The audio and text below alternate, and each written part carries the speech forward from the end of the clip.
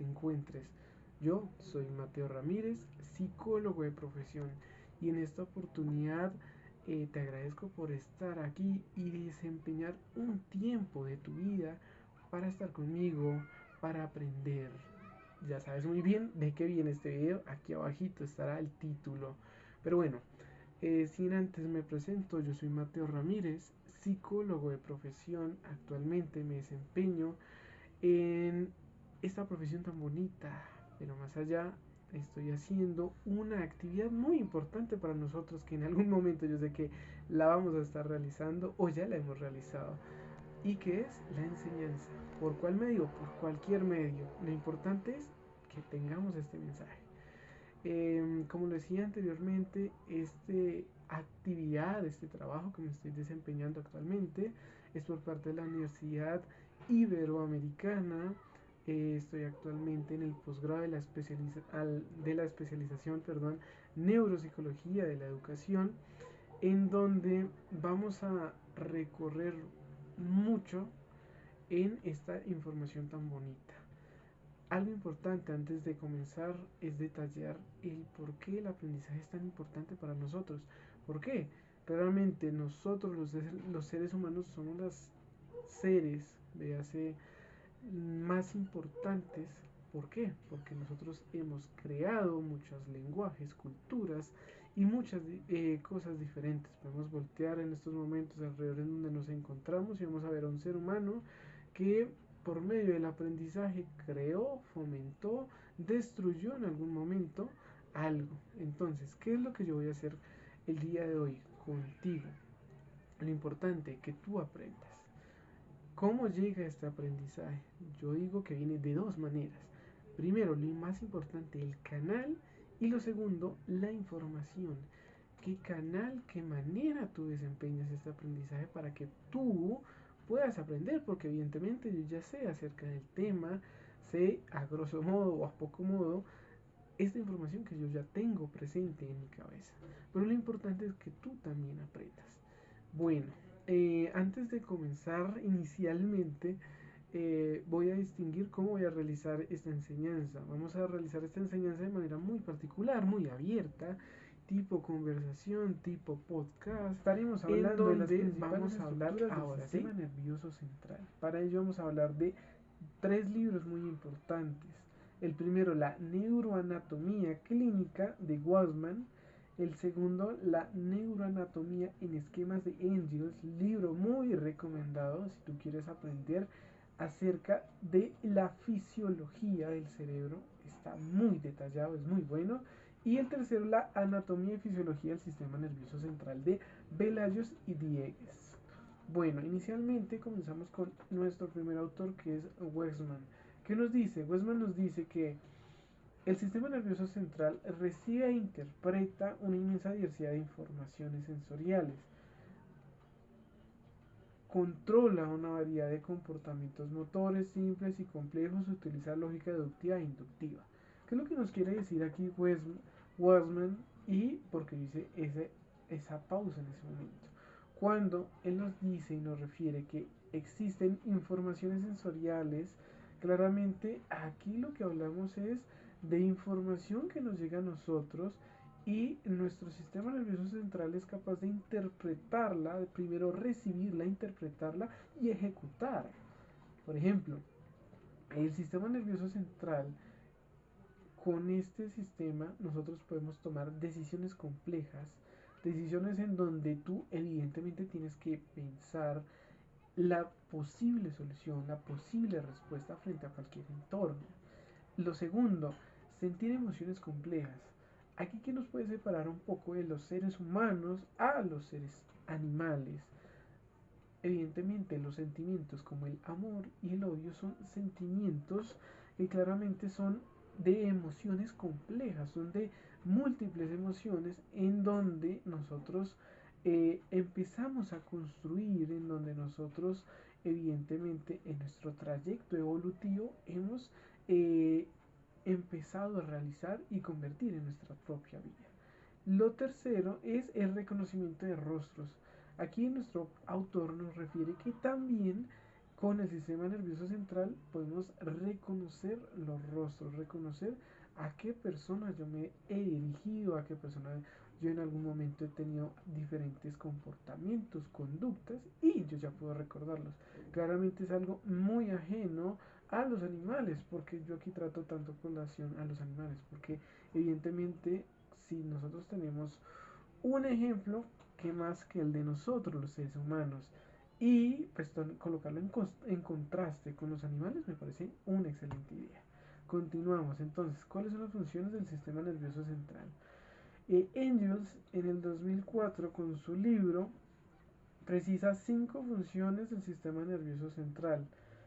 Estas 5 funciones empiezan de la siguiente manera. Primero, la regulación de funciones viscerales y recordemos que las funciones viscerales exactamente están relacionadas con el equilibrio interno o la homeostasis.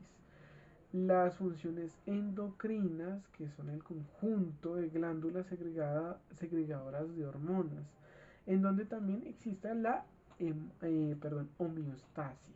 Y por último, las funciones somáticas. Estas funciones están muy desarrolladas en la información sensitiva y en la información, en el, ¿cómo decirlo? Al enviar la información del control de los músculos del organismo como las partes motoras. Volviendo con Engels también nos refiere que existe la recepción de estímulos sensitivos que se originan dentro y fuera del organismo. Inicialmente también tenemos aquí el origen de los impulsos eferentes motores. ¿Qué quiere decir estos impulsos eferentes motores? Más adelante lo vamos a precisar como directamente un impulso que llega directamente de nuestro cerebro se puede trasladar de manera rápida, de manera en menos de unos segundos, puede llegar hasta la otra parte de nuestro cuerpo. Y continuamos con las relaciones al individuo por medio de nuestro ambiente. ¿Qué es lo que nosotros nos puede rodear? ¿Qué es lo que nosotros nos rodea? Por ejemplo, yo actualmente, a mí, qué es lo que yo tengo aquí al frente dentro de mi entorno? Un computador, un celular, unos audífonos. Puedo diferenciar qué es lo que yo tengo frente a mi entorno. Más allá de ello, también Engels identifica algo muy importante, que es el almacenamiento de la información para el aprovechamiento futuro. Aquí no directamente hablamos solo de memoria, aquí nosotros, y Engels declara que nosotros podemos obtener información, guardarla en nuestra mente y también aprovecharla. Ejemplo, cualquier cosa que nosotros hayamos aprendido. Ejemplo, a caminar o algo más complejo, a montar bicicleta, a conducir a un automóvil. Es algo que nosotros aprendimos en ese momento, pero más adelante sabemos que es algo que esta misma acción que hemos aprendido la podemos ejecutar y podemos aprovecharla. Listo, continuamos. Aquí vamos a pasar por ciertas coordenadas, y latitudes. Aquí yo lo llamo como el GPS cerebral. Entonces, nosotros inicialmente vamos a pasar por la relación estructural del sistema nervioso central y el sistema nervioso periférico. Vamos a detenernos en este video acerca del sistema nervioso central. Entonces, aquí nosotros, aquí al ladito, o arribita, no más bien arribita creo yo que va a estar la imagen, vamos a tener inicialmente lo que es el sistema nervioso central a nuestra izquierda. Vamos a tener el cráneo, esta cubierta que nos protege de nuestro cerebro. Aquí podemos bajar un poquito y encontramos los dos nervios craneales. Encontramos también los pares craneales, que más adelante también los vamos a detallar, los nervios espinales y continuamos por acá y encontramos la médula espinal y los elementos de la columna vertebral que evidentemente están entrelazados, por así decirlo, o unidos. Bien, más adelante continuamos y vemos que está el cerebro, ahí es donde nosotros nos vamos a centrar y este, así como lo dije, va a ser nuestro GPS cerebral. Entonces vamos a aterrizar primero en el telencéfalo. Luego vamos a aterrizar en la corteza cerebral o la sustancia gris, en la sustancia blanca, en las comisuras y en los ganglios basales. Y al final vamos a identificar el diencéfalo con su tálamo, hipotálamo, epitálamo, perdón, y el subtálamo. Correcto. Avanzamos y nos encontramos con nuestro primer portal, por así decirlo. Entonces, así como yo le decía, existe en dos nervios craneales. ¿Cuáles son? Son los aferentes y los eferentes. ¿Cuáles son estos aferentes? Son los estímulos sensoriales y los eferentes son las funciones motoras. Así como lo identificaba en la anterior diapositiva, nos encontramos con pares craneales. ¿Cuántos pares craneales nosotros tenemos? Donde encontramos los 12 pares craneales, las 4 subdivisiones en donde están la cervical, la torácica, la lumbar, la sacra y la coccygia. Bien, vamos a continuar avanzando y nos encontramos con nuestra primera estación. ¿Cuál es nuestra primera estación? Como ya lo refería en nuestro GPS, es el prosencéfalo. En el prosencéfalo, ¿qué nosotros podemos encontrar? Aquí nosotros podemos encontrar a nuestro telencéfalo y nuestro diencéfalo. Correcto. Continuamos y encontramos a nuestro telencéfalo, otra paradita más. De acuerdo, de acuerdo con Waxman, él nos dice que es la parte más evolucionada del encéfalo y a veces también llamada como sustancia gris, que aquí también lo he colocado yo. Asimismo también recibe el cerebro, eh, recibe otro nombre, por ejemplo aquí también lo dice que es la sustancia blanca. ¿Por qué recibe este nombre? Evidentemente cuando se hacen las primeras disecciones del organismo se dan cuenta que cuando se abre esta parte del cerebro es una sustancia más brillante y como resultado se le llamó sustancia blanca. Pero ¿por qué produce este color tan brillante? Por la mielina o la mielinización, que más adelante también vamos a detallar un poquito más. Bien, continuamos. Entonces, vamos y nos centramos en la corteza cerebral. En la corteza cerebral nosotros encontramos diferentes lóbulos. El frontal, el parietal, el temporal, el occipital y el límbico. Aquí nosotros podemos detallar exactamente qué es lo importante en aclarar acá. El cerebro, así como un GPS, tiene diferentes vistas, por así decirlo, norte, sur, este, oeste. ¿Qué pasa acá? Aquí no tiene estas vistas. En relación a esto, el cerebro se maneja en vistas o visiones. Por ejemplo, aquí podemos observar 4 de ellas. Una visión lateral en donde encontramos el lóbulo frontal, el lóbulo parietal, el lóbulo temporal y también el occipital. En la vista, por ejemplo, la inferior, podemos darnos cuenta que el cerebro está tomado de una parte en donde nosotros la estaríamos viendo de abajo hacia arriba, en donde nuestros ojos estarían en la parte de la base del cerebro.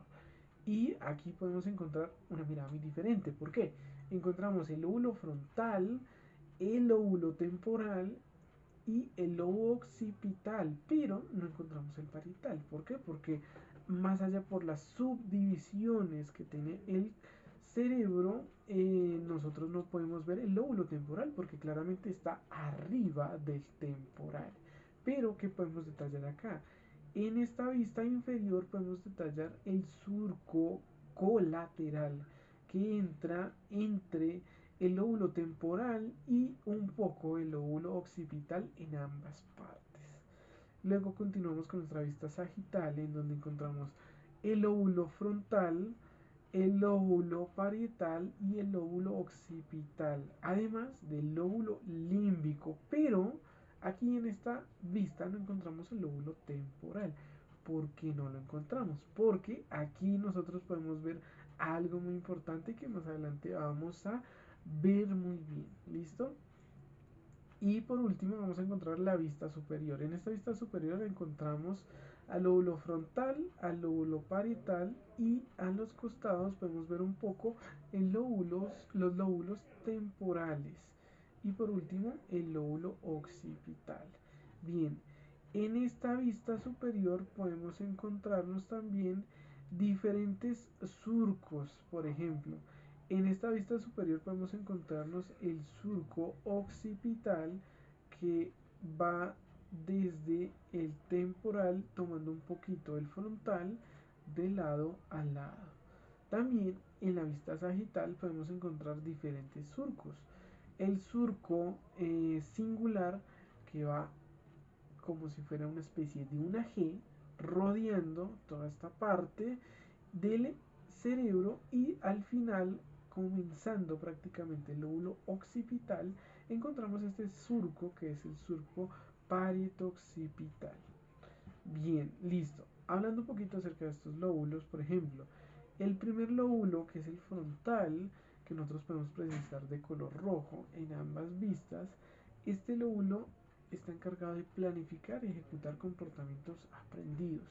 Por ejemplo, montar bicicleta, conducir, el lenguaje también, y sobre todo está detallado en la corteza motora primaria, ¿vale? Listo. ¿Qué más podemos detallar acá? En el lóbulo parietal nosotros encontramos la corteza somatosensitiva primaria, y esta trata directamente el reconocimiento y el recuerdo de la forma, la textura y el peso de diferentes cosas. Aquí que nosotros podemos encontrar en este lóbulo parietal el giro poscentral, que son las relaciones entre lo visual y lo espacial. Así como ya lo había identificado, este lóbulo parietal está detallado en el reconocimiento. Entonces, evidentemente, claramente tiene que estar desarrollado lo que es visión con el espacio y con la manipulación de objetos. Listo. Continuamos con el lóbulo temporal, en donde nosotros podemos ver más detalladamente que está la percepción auditiva, los componentes receptivos del lenguaje, en donde está la producción y también el almacenamiento de nuestra memoria visual y nuestra memoria declarativa, que es la fáctica, y también nuestras emociones. Bien, y por último, en nuestro lóbulo occipital encontramos la corteza visual primaria. ¿Por qué nosotros encontramos aquí detalladamente esta corteza visual primaria? Porque si nosotros nos podemos a ver de manera lógica este cerebro, vamos a encontrarnos que el lóbulo occipital está más cercano o directamente relacionado con nuestros ojos o nuestra capacidad visual. ¿Listo? Bien, continuamos y nos encontramos con la sustancia blanca y gris del encéfalo. Bueno, muchas de estas fibras nerviosas están rodeadas por un tipo de envoltura o capa, también llamada como mielina, así como yo ya lo había identificado.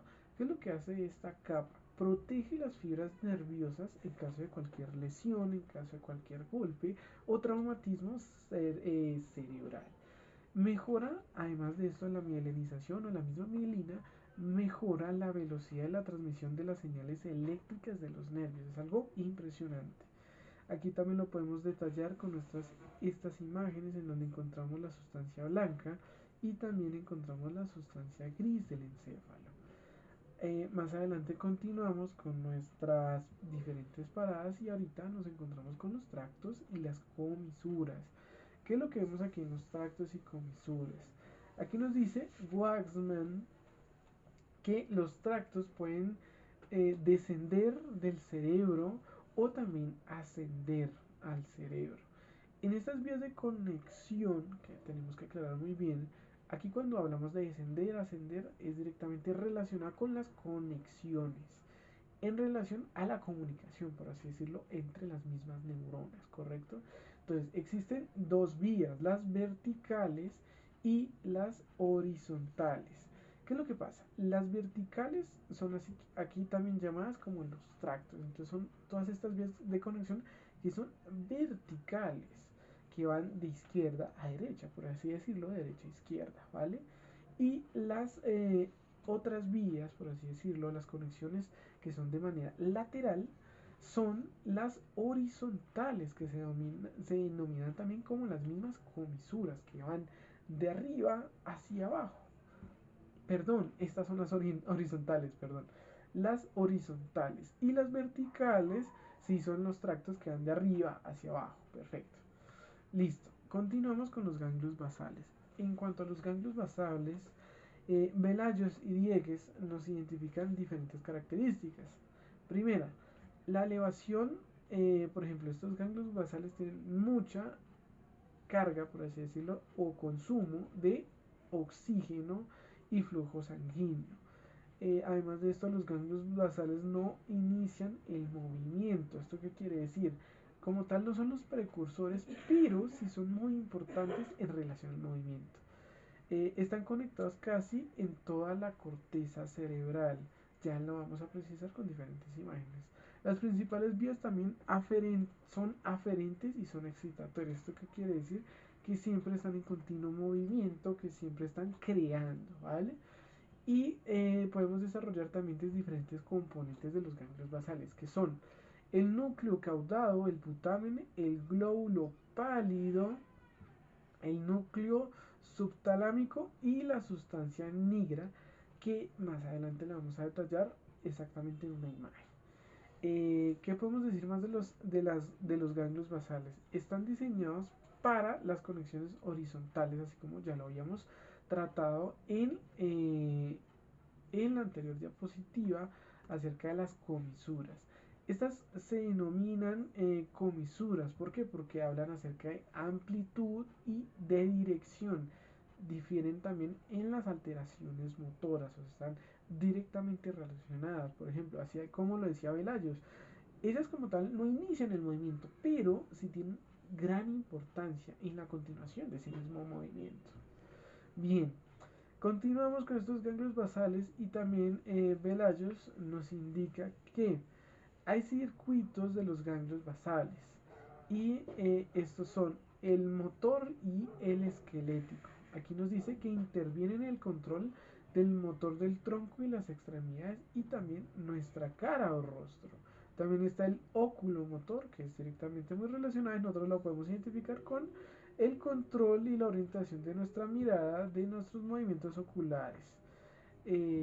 También nos habla acerca de la prefrontal, de la prefrontal, y la dorsolateral, que intervienen en el comportamiento y en los procesos cognitivos. Además de esto está la orbitofrontal, que interviene en el comportamiento y las emociones y en los procesos cognitivos. El sistema límbico interviene en las emociones y las motivaciones. Bien, continuamos con el diencéfalo. En el diencéfalo, ¿qué es lo que nosotros podemos encontrar? El tálamo, el subtálamo, el hipotálamo y el epitálamo. Obviamente, en el diencéfalo vamos a encontrar muchas estructuras, pero en esta ocasión nos vamos a detallar en estas 4 estructuras del diencéfalo. Continuamos con el tálamo. ¿Qué es lo que nos quiere decir el tálamo? ¿Para qué sirve el tálamo? Es el principal conductor de la información que pasa entre la corteza cerebral y la periferia, la médula espinal, o también, pues así también llamado el tronco encefálico, que nosotros anteriormente habíamos tenido ciertas ilustraciones acerca de ello. Bien, actualmente, ¿qué es lo que podemos ver en esta diapositiva? Nos encontramos con el tálamo. En el tálamo encontramos los núcleos talámicos, en donde nosotros encontramos el grupo anterior. También nosotros encontramos el núcleo reticular, el grupo medial, los diferentes núcleos de la línea media, que pues evidentemente podemos resaltarlos ahí como esa lineecita negra que va por la mitad de manera lateral. Y encontramos también los núcleos laterales, que serían aquí los grupos ventral, y también encontramos los grupos dorsales, que aquí encontramos también el pulvinar, y más adelante encontramos el metatálamo. Bien, correcto. ¿Qué es lo que podemos identificar en esta imagen? Encontramos los diferentes núcleos anteriores que están arribita, que están a los extremos, y más adelante encontramos las diferentes estructuras que ya habíamos pues precisado, ¿correcto? Bien. Continuamos con el subtálamo. En el subtálamo hay diferentes características. Una de ellas es que se encuentra entre el tálamo dorsal y el tegmento del mesencéfalo. ¿Qué es lo que pasa aquí? Es una estructura muy pequeñita. Si nosotros podemos regresarnos al cerebro, al diencéfalo, podemos detallar que esta es una pequeña partecita de nuestro diencéfalo que está muy cerquita de nuestro tálamo, por eso se le dice subtálamo. En el núcleo subtalámico, o también llamado como el cuerpo de Lewis, se localiza dorsolateral. Aquí nos está indicando cómo es la manera de nosotros encontrar este subtálamo. Es de manera dorsolateral al extremo superior de la sustancia nigra y se extiende posteriormente hasta el espectro lateral del núcleo rojo. Bien, aquí nosotros podemos precisar en esta diapositiva, en esta imagen, en donde podemos encontrar el subtálamo, que sería esta ruedita o esta forma azul que es un poquito ovalada, en donde encontramos aquí el núcleo rojo, en donde también encontramos el cuerpo mamilar, que está un poquito arriba. Y antes de pasar al hipotálamo, tenemos que hablar acerca de las diferentes lesiones que tienen mucha importancia en relación al subtálamo para lograr un perfecto entendimiento. Entonces, nosotros nos encontramos con las lesiones de Corea de Huntington, en donde en algún momento nosotros hemos escuchado. ¿Qué trata esta lesión en particular? Trata acerca de la falencia en el movimiento y en la organización de diferentes cosas de la vida cotidiana de una persona. Por ejemplo, empieza a caminar de una manera más diferente, en algunos casos muy particulares, esta persona ya pierde en su totalidad la movilidad y, como ambos sabemos en cuanto a las relaciones estructurales de los lóbulos, pues evidentemente el movimiento está muy relacionado con la parte de nuestra organización visoespacial y evidentemente pues las personas empiezan a tener un declive en cuanto a su organización de tiempo espacial también. Y aparte de esta lesión de Corea de Huntington, también encontramos la lesión de Corea de Sydenham. Pero esta inicialmente no es una lesión causada genéticamente, porque la Corea de Huntington sí es una lesión que puede ser degenerativa, que puede ser heredada. Inicialmente, entonces, esta lesión de Sydenham está directamente relacionada con una infección de un estreptococo. ¿Qué es lo que pasa? Cuando esta persona llega a ser infectada, por así decirlo, por esta bacteria, ¿qué es lo que pasa? Esta persona empieza a tener alteraciones en cuanto a su escritura, en cuanto a la letra manuscrita, además de las contracciones involuntarias, en donde la persona empieza a realizar movimientos que no es capaz de controlar. Y al final también nos habla acerca de la pérdida de la motricidad fina, en donde evidentemente pues todos los movimientos que pueda hacer o desarrollar con las manos van a ser muy escasos con este tipo de lesión que va muy relacionada con el subtálamo. Ahora sí, pasando al bien, de acuerdo con el hipotálamo, nos encontramos que se encuentra por debajo y al frente del tálamo. Forma parte del piso y las paredes inferiores del tercer ventrículo. Más adelante de ello podemos precisar en esta imagen, en esta ilustración, las diferentes áreas, perdón, y los componentes de cada uno de esta estructura hipotalámica, en donde encontramos las diferentes áreas en colores, por ejemplo el azul, que es la área hipotalámica posterior. También encontramos la área hipotalámica dorsal, la que está en el color verde, y también encontramos en color naranja la área hipotalámica anterior y por último la área preóptica en color morado. Bueno, Más adelante de ello, encontramos que el hipotálamo también tiene funciones muy centrales y todas estas son en relación a regulación. ¿En qué? Y aquí va muy central. Regulación en relación a la ingesta de alimentos, por eso se llama la primera alimentación. Entonces, ¿qué es lo que va a regular? La alimentación. Esto es lo que va a hacer. ¿De qué manera? Por medio de diferentes segregación de hormonas, ¿vale? O activación de diferentes eh, partes o estructuras del mismo hipotálamo y del mismo pues diencéfalo, correcto, bien. Encontramos también la función autónoma. ¿Esto qué quiere decir? Esto nos quiere decir que la función reguladora de la activación parasimpática. Más adelante encontramos la función de la temperatura controlar, que es lo que va a regular la misma temperatura de nuestro organismo. Luego encontramos el equilibrio del agua. No directamente es al agua que nosotros desempeñamos, no. ¿Qué es lo más cercano al agua en nuestro cuerpo? La misma sangre. Entonces, ¿qué es lo que va a regular? La sangre y sobre todo la segregación de estas hormonas. Porque ¿qué es lo que pasa? Las hormonas por dónde viajan directamente, obviamente tienen canales, tienen axones, tienen diferentes circuitos cerebrales, pero si no está presente la misma sangre, es muy difícil que tengamos el mismo o el correcto camino, ¿vale? Más adelante de ello encontramos la función de la hipófisis anterior, que es de liberar e inhibir ciertas hormonas. Por así decirlo, es la que nos dice pare o siga a las diferentes hormonas de cada uno de cada una de las estructuras de este encéfalo, ¿correcto? Bien. Y por último encontramos la regulación del ritmo cardíaco y al final la regulación en cuanto a nuestra expresión de la emoción.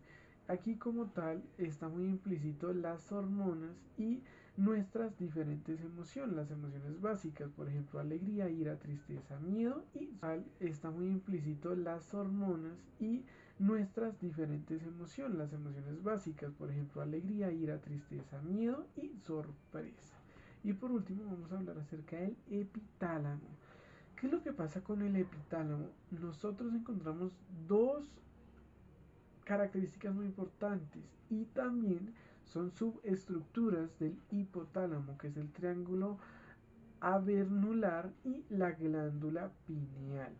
El primero de ellos recibe una fibra en la estría medular del tálamo y esta se mueven a una comisura avenular, por eso tiene su nombre de trígono avenular, que nosotros en esta imagen podemos detallarla exactamente en dónde se encuentra. Bien, su base está adherida al tallo pineal.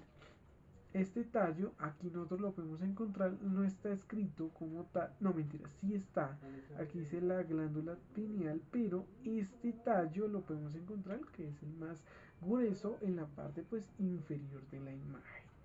Más adelante esto nos indica que esta misma glándula pineal segrega o secreta una serie de hormonas polipépticas, que aquí nosotros podemos encontrar lo que es la melatonina y la regulación de varios organismos del sistema endocrino, también la hipófisis, las glándulas tiroides, la paratiroides y los suprarrenales y las gónadas.